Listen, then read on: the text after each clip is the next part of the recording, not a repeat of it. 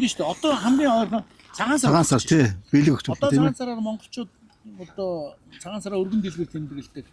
Тэгэхэд одоо хөдөө ингээд зочин ирэхэд тийм ээ эсвэл зулсан нэг зочин ирэхэд тог цахилгааны асуудал маш хүнд байдаг. Тэгэхээр Жакриг ямар ч байсан аваад тавьсан багт бол шинэ оны гэрэл гэгээтэй, эрчим хүчтэй тийм ээ сайхан хүлээгээд ухтаад авчих нь шүү дээ. Мал төлнө. Тий. Яста наад чинь жинхэнэ хавар. Тий. Гол ажиллана шүү дээ. Мал төлнө.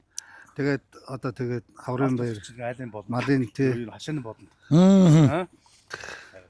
Энийг болохгүй гарч идэng орн өрөө явж ахна шүү дээ. Энэ жижиг бол барай явчих. Томоос бол утсыг татаад тий. хаягараа гаргаад бүгдийг гэрэл төлчих шүү дээ. Энэ бас хэдэн мэдээж ламп бол хамаахгүй шүү дээ. Хэдэн том ламп тавьсан ч гэсэн энэ чи өөрөөсөө л эрчим хүчинд болохоос ш лампыг том жижиг бол хамаарахгүй байлгүй дээ тийм ээ. Манай Монгол юм чинь энэ юу вэ те? Гоё ингээд тавьчих шүү дээ. тий гэрээ хаяг дагуулаад ёстой. Гэр дээр гаргаад тавьчихсан ч оох юм биш панел нь тий.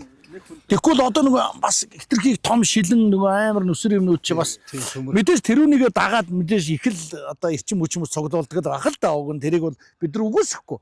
Гэхдээ яг ахын айл гэр бүл аялал жуулчлалт энэ бол өөрийнхөө биеийн баг мөртлөө бэлчээр нь том Жакри юм да. Жигэр гэсэн юмуд их мундаг байх юм. Жаки Чан, Жакри гэж удлаа одоо. Ганц Джеймс Бонд, Джонни, Элтон Джон, Джонни Депп, дандаа Жигэр гэсэн юм ямар зөв юм бэ?